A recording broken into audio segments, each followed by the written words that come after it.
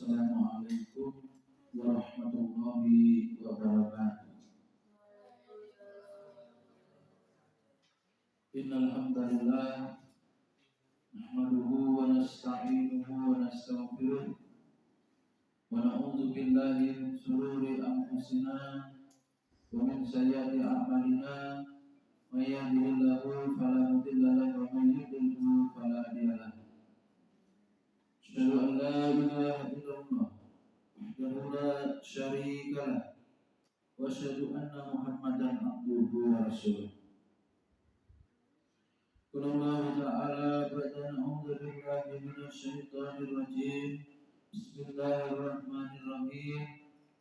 Ya ayyuhalladzina amanu taqullaha haqqa tuqatih wa la tamutunna illa wa antum muslimun.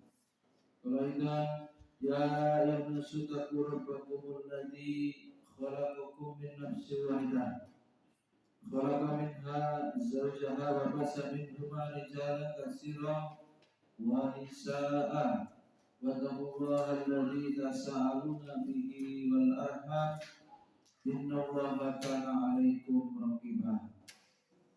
Rasulullah sallallahu alaihi wasallam fa inna asdaqal hadisi kitabullah wa khairal hadi Muhammadin sallallahu alaihi wasallam. Amma ba'du, puji dan syukur marilah kita panjatkan kehadirat Allah Subhanahu wa taala. Alhamdulillah pada malam hari ini kita dapat bermajelis ilmu, menunaikan kewajiban setiap muslim untuk terus belajar. Thalabul ilmi fardhatun ala kulli muslim. Kemudian salawat dan salam senantiasa kita aturkan kepada uswah hasanah kita Nabi Muhammad sallallahu alaihi wasallam, kepada beliau, para sahabat, tabi'in, tabi'in dan kita semua umatnya yang istiqomah mengikuti jalan beliau ila yaumil qiyamah. Hadirin rahimakumullah, malam hari ini kita akan mempelajari tentang ihsan. Tutup aja pintunya biar ini hasilnya. Imam Ibnul Qayyim rahimahullah mengatakan bahwa kita patut mensyukuri sihatut tasawwur wasidqun niyah. Setelah nikmat iman dan Islam, Imam Ibnul Qayyim rahimahullah mengatakan kita harus mensyukuri nikmat sihatut tasawwur wasidqun niyah. Pemahaman yang benar, sihatut tasawwur, cara pandang yang benar, bahwa hidup santri, hidup ini ujian, tujuan hidup ibadah, tugas yang Allah perintahkan menjadi khalifatullah, wakil Allah di bumi, bermakna menjaga, melestarikan kehidupan ini dengan tuntunan agama. Tidak boleh membuat kerusakan. Wala tufsidu fil ardi, dan janganlah kamu membuat kerusakan di muka bumi ini. Bahwa kita Abdullah, bahwa kita khalifatullah. Maka fungsi-fungsi menjaga alam ini, kemudian ada moral, masyarakat ini kalau tidak, atau manusia ini kalau tidak diturunkan syariat, tidak ada aturan hukum Islam, itu menjadi masyarakat hewani atau bahima, masyarakat yang Ya, hukum riba. Tidak ada keadilan. Ya. Agama ini untuk menegakkan keadilan. Tidak ada keadaban, tidak ada sopan santun, tidak ada hormat menghormati. Ya, yang ada apa? Yang ada saling menguasai, saling menindas, saling memaksa. Oleh karena itu Islam sebagai dinullah minhajul hayat. Apa itu?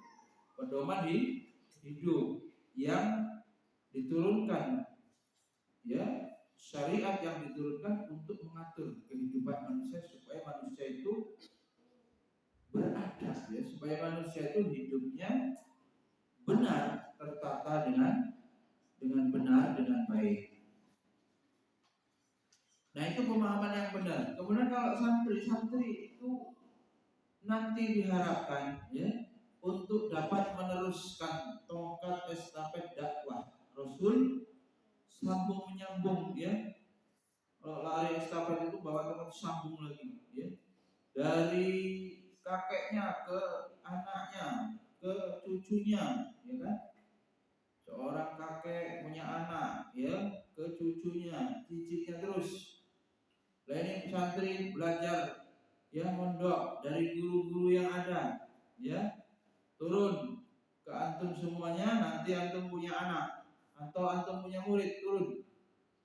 Sangat keilmuan turun, terus sambung menyambung, terus menerus untuk mengemban tugas dakwah. Kuntum khaira ummatin ukhrijat linnas ta'muruna bil ma'ruf wa tanhauna 'anil munkar. Kalian adalah umat yang terbaik yang terlahir ke dunia ini, yang dilahirkan, ya, yang ada di muka bumi ini apabila apa? Ta'muruna bil ma'ruf, yang mau terus memerintahkan kepada kebaikan. Jadi penerang, ya, dari kegelapan. Kemudian ta'muruna bil ma'ruf wa yanhauna 'anil munkar, dan mencegah kemungkaran.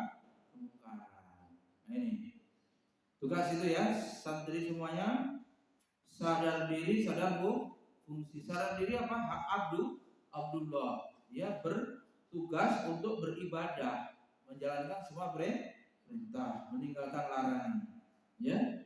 Kemudian sadar fungsi sebagai apa? Dai. Sebagai apa? Muballigh, sebagai ustadzah, sebagai guru, muallim. Rasulullah adalah guru. Nah, Rasulullah sudah meninggal, Nabi tidak ada lagi, maka tugas dakwah itu harus dilanjutkan, ya, oleh para santri dimanapun nanti untuk berada, ya, terus membawa apa? Mengemban amanah dakwah. Waban ahsanu qawlan mimman da'a ila Allah. Gak ada orang yang lebih baik selain orang yang mau menyampaikan dakwah, yang menyeru kepada dinullah ini, menyeru kepada kebaikan, menyeru kepada Islam. Kul hadi sabili ad'u ila Allah. Ya, katakanlah ini jalanku dan aku menyeru, ya, ilallah ala basiratin, ke jalan Allah dengan basirah, dengan ilmu, ya. Ad'u ilallah ana wa man ittaba'ani, dan orang-orang yang mau mengikuti, ya. Rasulullah itu berdakwah dan kemudian umatnya, kita untuk saat ini yang mau mengikuti dakwah atau jejak dakwah Rasul. Nah, itu pemahaman yang benar, ya. Waktu yang ada sayang, ya, kalau hanya tidak mondok misalnya, sedikit sekali waktu, ya, untuk belajar dan sulit untuk menerapkan Islam secara total, ya, sunnah sulit, ya. Padahal kita disuruh apa? Bagaimana hidup ini? Ya alladzina amanu dkhulu fis silmi kafah. Orang beriman, hendaklah kalian masuk ke dalam agama Allah ini secara total. Jadi bukan hanya beragama itu sebagian-sebagian, ya, parsial, Tapi beragama ini secara total, menerapkan syariat Islam dimanapun berada, pas di sekolah, pas di rumah, pas bergaul di masyarakat, semuanya ya, tidak meninggalkan syariat. Jangan hanya melaksanakan agama pas Ramadan, jangan hanya mengamalkan agama pas di masjid ya, pas di pasar lupa, pas di laut lupa ya. Nah ini, negara itu sadar diri ya, sadar fungsi itu pemahaman yang benar tentang Islam, mana yang sunnah, mana yang bid'ah, mana yang akidah yang bersifat tauqifi, yang sawabit, mana yang boleh berbeda pendapat atau yang mutaghayyirat ya. Ada ajaran aturan syariat ini yang sudah tidak bisa diganggu gugat ya, sudah begitu, rukun iman, rukun Islam tak boleh berbeda. Ada ajaran syariat yang boleh berbeda pendapat, seperti masalah gunung ya, masalah basmalah ya, hal-hal yang fikih ya, cabang dari agama. Kemudian sidkuniyah ya, sidkuniyah ini tadi satu tasawuf kan, sidkuniyah itu nikmat yang agung. Antum semuanya diberikan niat yang jujur gitu.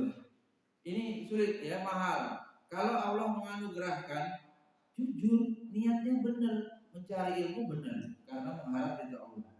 Melaksanakan piket ibadah ya, membersihkan musola, kelas, pondok untuk tempat menuntut ilmu ya, nyapu halaman masjid ibadah, menjaga lingkungan supaya bersih ya, termasuk merapikan kamar sendiri sebagai bukti ya orang Islam yang diwajibkan hidup bersih. Gimana doa setelah wudu ki? Innallaha, ujungnya yuhibbut tawwabina wa yuhibbul mutatahhirin. Ya, sesungguhnya Allah suka, menyukai, mencintai orang yang bertobat ya. Jadi anak dicek nih, kalau main siang kayak gini, malam cuma tidur pas taklim. Suruh wudu aja, suruh wudu yang itu. Kemudian mutatahhirin, nama mutatahhirin, orang yang bersih, badannya bersih, pakaiannya bersih, kamarnya bersih, ya, sekolah musolanya bersih, halaman dan masjidnya bersih, kamar mandinya bersih. Itu perintah agama, bukan hanya perintah abi-adi, ya, abi bohong enggak, tapi perintah agama kita. Hadisnya juga sudah pernah dihafal kan? Innallaha jamil yuhibbul jamal. Coba. Ada juga hadis yang paling populer, gimana itu anak? At-tahuru syatrul iman. Bersih, tahur ya. Atau yang diperselisihkan sahih atau tidak, tapi sudah terkenal. An-nadzafatu minal iman. Teratur, bersih ya. Tertib bagian daripada iman. Karena itu melekat ya. Islam kita itu Islam yang ditampilkan seperti apa gitu ya. Apakah kita jorok? Nah, artinya kita apa? Mahjubun ya, menutupi ajaran Islam. Karena orang Islamnya perilakunya tidak bersih, dianggap agama Islam seperti itu ajarannya. Nah, ini kita merugikan agama kita. Perilaku kalau tidak rapi ya, acak-acakan buku, acak-acakan ranjang kamar berantakan, itu malah dianggap orang Islam gitu. Ya karena kitanya orang Islam terus kamarnya berantakan. Itu namanya mahjub. Apa? Pasan? Mahjub apa? Menutupi Islam mulia, yuklah. Nah, Islam itu tinggi, tidak ada yang melebihinya. Islam itu bersih, tapi karena kita orang Islamnya menampilkan perilakunya jorok, ya, kotor, kamarnya, dianggap ajaran Islam itu kayak gitu. Ini, ya, nggak benar, ya. Kita malah membuat citra jelek agama Islam. Itu, maka santri menjadi pelopor ya, contoh qudwah ya, panutan. Harus berikan teladan, jadi teladan ya, untuk hidup bersih, tertib dengan jadwal-jadwal yang ada itu ya. Ada jadwal piket, jadwal bermain, dilatih ya, jadwal belajar, jadwal taklim, jadwal zikir, jadwal sholat sunnah ya. Itu semua akan membentuk ya kepribadian ya, karakter yang islami ya, karakter yang baik ya, jujur ya, disiplin, tanggung jawab ya. Ini semua menjadi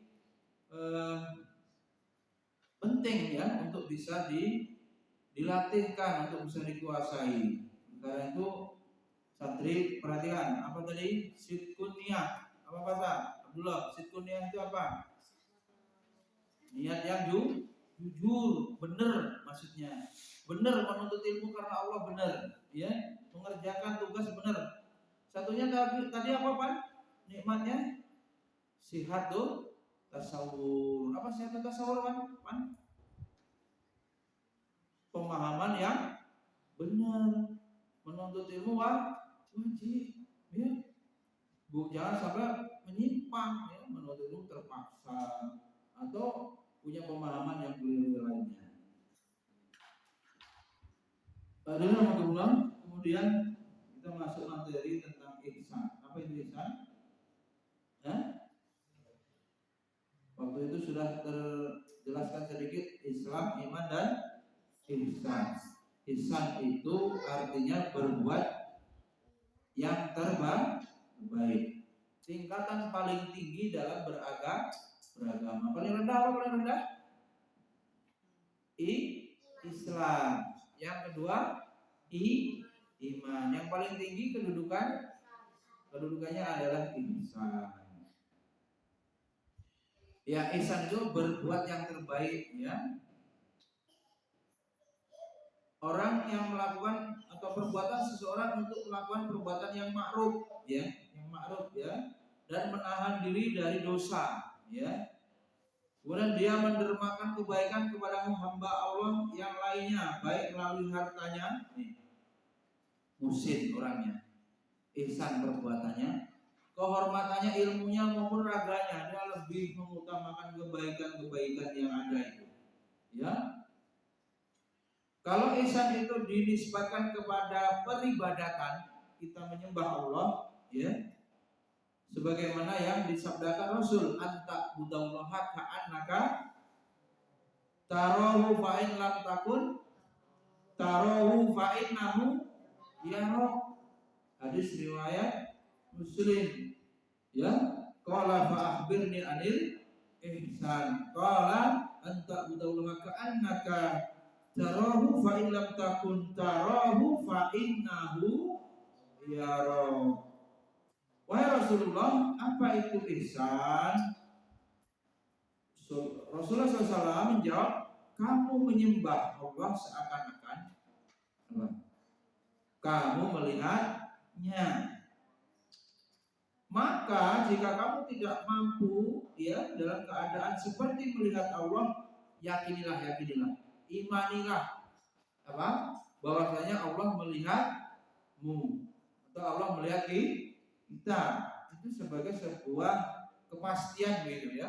Tidak perlu ragu. Kalau sholat ya, ini ibadah kan, diantaranya sholat atau baca Quran ya, atau ibadah-ibadah yang lain. Kerasa gak Allah melihat? Bisa begitu? Mana mungkin kalau ribut, ya kan? Mustahil. Berarti apa? Belum ihsan. Sholatnya masih ketawa-ketawa, ya kan? Sholatnya masih jelalatan. Mana? Abdullah lirik Abi sengaja sampai Abi masuk untuk menangkap basah istilahnya ya. Siapa santri yang sholatnya masih menjahit kakinya, goyang sana goyang sini, gimana sujudnya dilama-lamain sampai mau selesai belum duduk. Nah seperti itu berarti nggak ihsan. Yang ihsan Allah melihat. Kalau Allah melihat gimana? Berani main-main? Berani. Pasti konsentrasi dan khusyuk. Ya, Pak. Ketika beribadah, ya. Atau sekarang ibadah itu diantaranya diluaskan lagi, menuntut ilmu juga ibadah. Taklim nih, berarti ya. Sekarang siapa yang main-main? Mungkin nabinya, penceramahnya tidak selalu mengawasi misalnya. Tapi apakah Allah tidak mengawasi? Mustahil, pasti Allah mengawasi. Maka nggak perlu adik-adiknya dibangun-bangunin, ya. Itu supaya ngecek, ya, karena Allah sudah pasti melihat. Dengan keyakinan itu, maka santri yang sedang menuntut ilmu terus sungguh fokus, tidak main. Ini ihsan sangat penting dalam kehidupan ini, ya. Dalam segala aktivitas orang yang ihsan ini, ya, makanya menjadi puncak paling tinggi kedudukan seorang hamba, yaitu apabila sudah mencapai derajat ihsan, selalu berbuat yang terbaik, ya. Nah, seperti itu. Kemudian Syekh Abdul Rahman As-Sa'di rahimahullah menjelaskan bahwa ihsan itu mencakup dua macam, ya. Ihsan mencakup dua macam, yakni ihsan dalam beribadah. Tulis, ihsan mencakup dua. Tulis. Yang pertama, ihsan dalam beribadah kepada Allah. Nah, ihsan terbagi atau mencakup dua keadaan, dua macam. Tulis. Pertama apa? Ihsan dalam beribadah kepada Allah. Yang kedua, ihsan dalam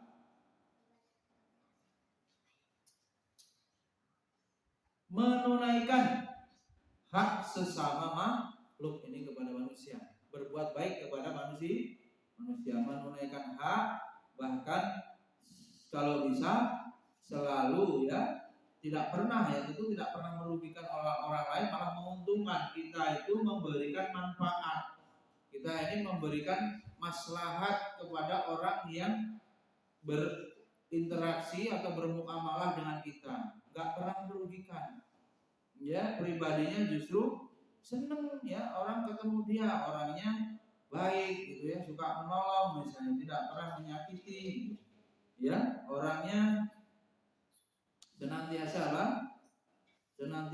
berbuat kebaikan kepada saudaranya, sesama muslim, ya.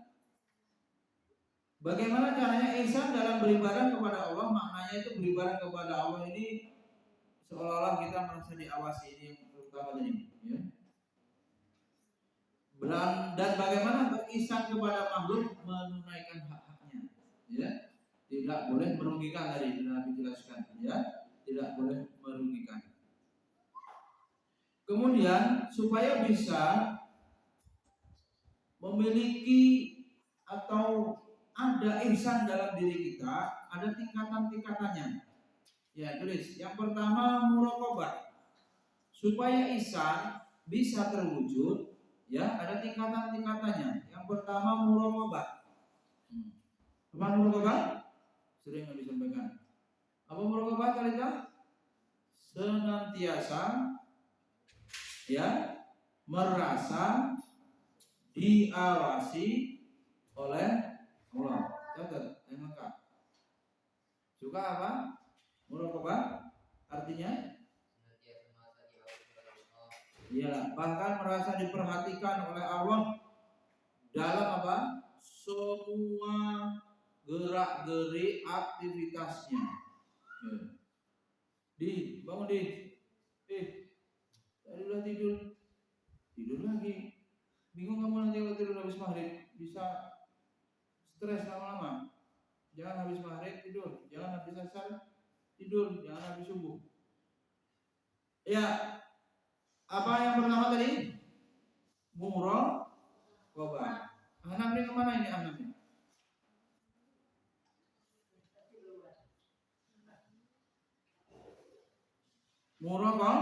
Muraqabah artinya, ya, merasa diawasi, merasa dilihat seluruh aktivitasnya oleh Allah. Ngapa, Din? Tulis dulu. Lihat punya juga. Lihat punya juga. Punya ini. Berdasarkan sabda Nabi sallallahu alaihi wasallam, fa in lam takun tarahu fa innahu ya. Apa artinya ya? Ini ngantuk.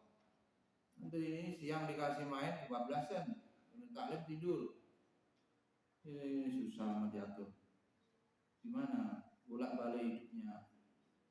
Ngantuk lah, inilah. Siangnya diatur, kan udah diberi yang pilihan. Ya ada mainnya, ada istirahatnya. Jadi pas taklim ngantuk. Apa judulnya? Ihsan. Tingkatan yang pertama muraqabah. Ihsan terbagi dua. Yang pertama ihsan dalam hal ya ketaatan ibadah kepada Allah. Yang kedua ihsan dalam menunaikan hak-hak makhluk, berbuat baik kepada manusia. Termasuk ihsan itu menyembelih ya. Jadi kalau itu lihat menyembelih kurban, menyembelih hewan-hewan yang halal. Caranya ihsannya kepada hewan-hewan gimana? Nah, cara ihsan kepada hewan gimana? Yang mau disembelih? Ya, Pan. Cara ihsannya kepada hewan gimana? Pan udah paham. Ihsan kepada Allah ibadah. Ihsan kepada makhluk itu juga bukan hanya manusia tapi juga hewan. Apa? Misalnya ketika kita mau menyembelih, pisaunya ditajamkan dan tidak boleh pisaunya diacung-acungkan ke hewan. Gini tunjukin ke matanya ini apa? Kambingnya atau ayamnya nggak boleh. Ya, itu bagian daripada adab ya, ihsan kepada makhluk ya, hewan yang akan disembelih. Termasuk juga kalau punya peliharaan jangan sampai nggak dikasih makan. Suka melihara apa ini? Cupang ya?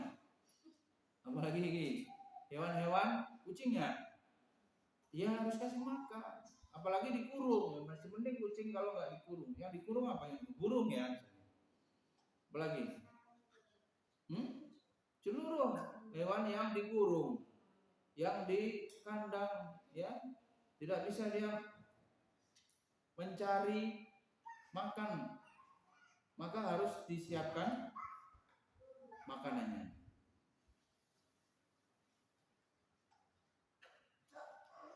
Kemudian ya, muraqabah itu tingkatan muraqabah yaitu apabila seorang tidak mampu memperhatikan sifat-sifat Allah, dia yakin. Nah, diturunkan begini. Sudah hafal Asmaul Husna kan? Nama-nama dan sifat Allah. Di antaranya Allah apa? Maha melihat. Jadi Allah Maha mendengar. Allah Maha mengetahui. Apa lagi? Allah Maha kuasa.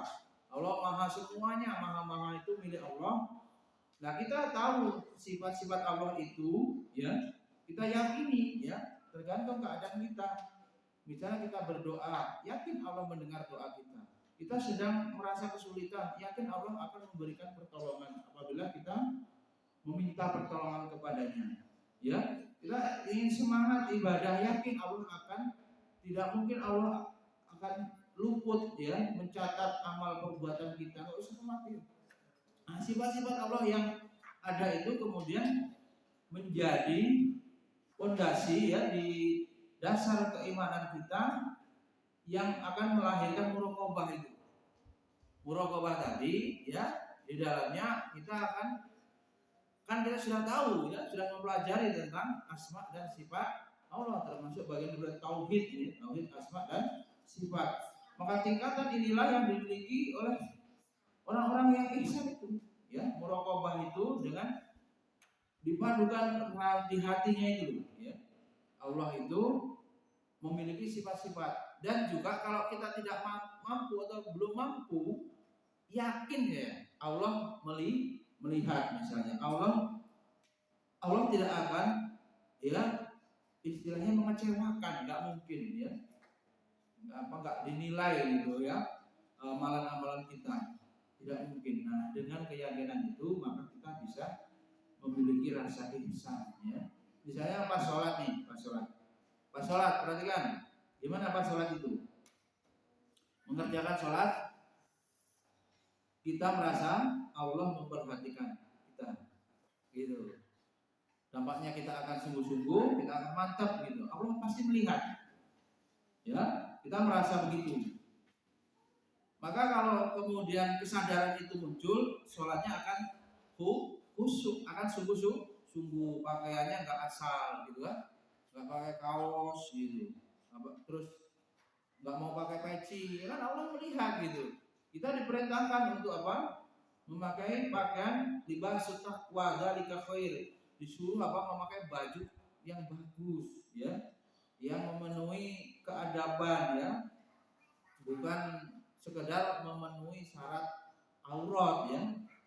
Pusarnya udah ketutup, sah, ya sah, tapi tidak sopan gitu. Oleh karena itu santri ya pecinya coba diperhatikan, jangan pecinya ya tinggalan terus, ya. Kalau bisa pakai sarung, pakai gamis, itu pakaian takwa gitu, nggak harus yang mahal gitu, ya.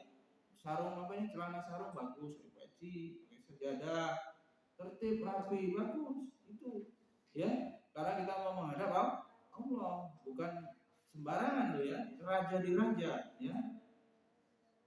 Oleh karena itu diperhatikan, ya, dari hal-hal yang mungkin dianggap sepele, ya, misalnya pecinya hilang terus, ya, jahit makanya yang rapi, ya, pecinya di mana. Nah, itu cara kita melatih ihsan itu dengan apa? Merokobah itu contohnya, dicontohkan ketika sholat.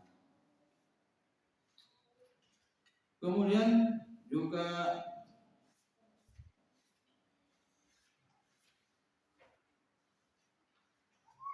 ini surat Yunus, ya.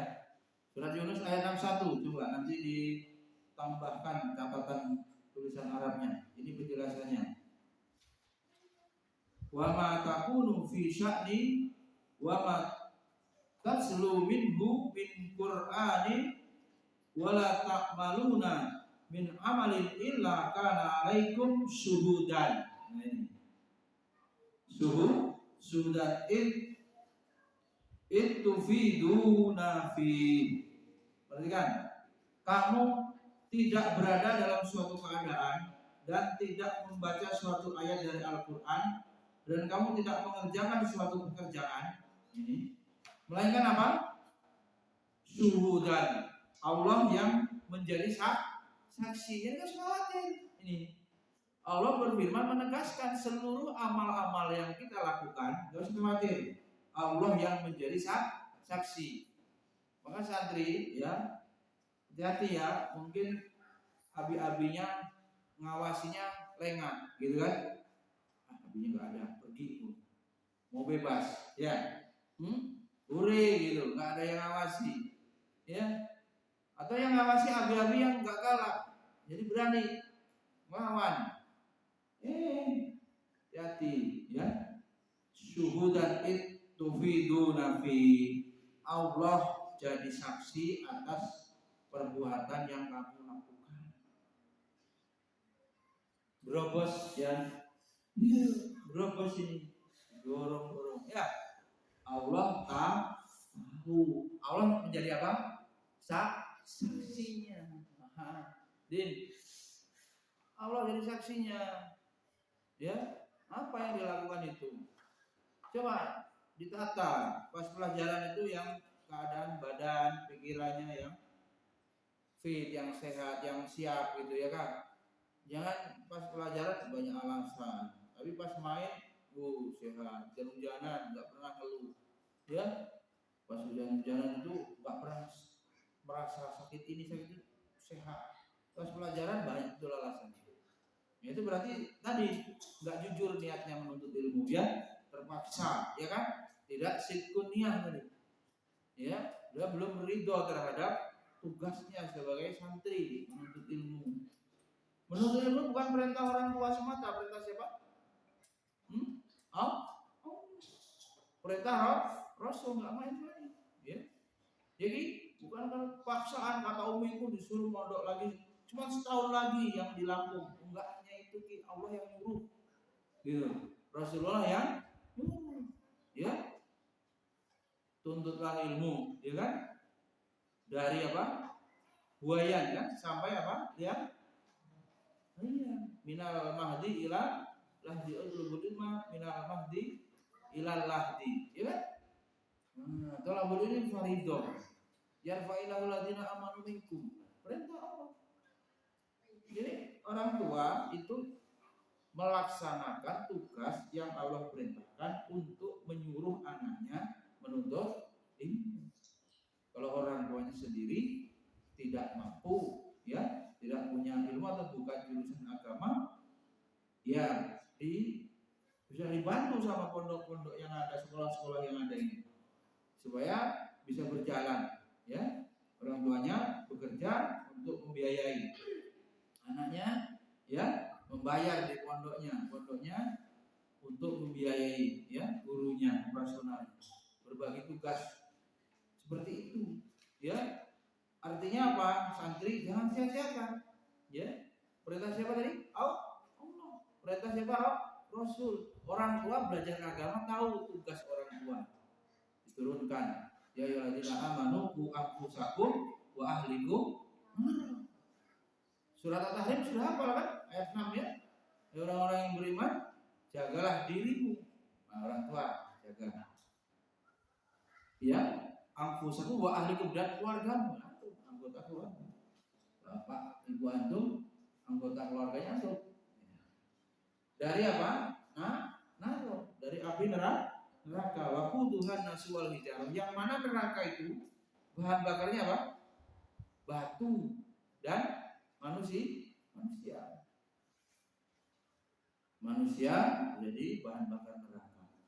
Nah, karena itu supaya selamat ya harus belajar, ya, menuntut ilmu.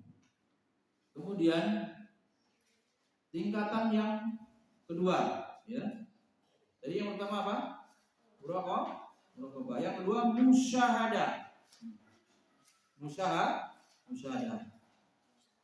Terlalu berat ini. Ini tingkatan yang lebih tinggi dari yang pertama. Muraqabah yang pertama. Yang paling tinggi lagi musyahadah.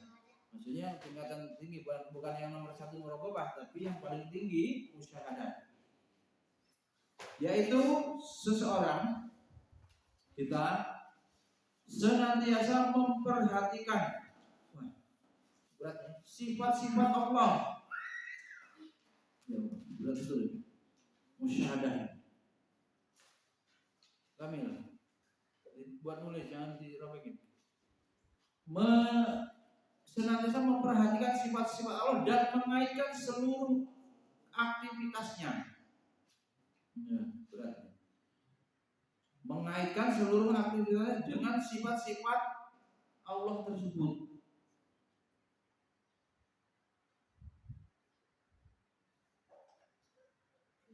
Lebih ulangi, tingkatan musyahadah ini lebih tinggi dari muraqabah.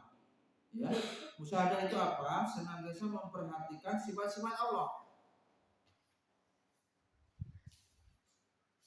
dan seluruh sifat Allah itu dikaitkan dengan kegiatan atau aktivitas yang kita lakukan. Itulah yang dimaksud penerapan anta'budallaha ka'annaka taruh. Kamu menyembah Allah seakan-akan kamu melihat Allah, melihatnya. Penerapan dari apa? Anta'budallaha ka'annaka taruh. Maka pada tingkatan ini seseorang beribadah kepada Allah seakan-akan dia melihatnya. Ya.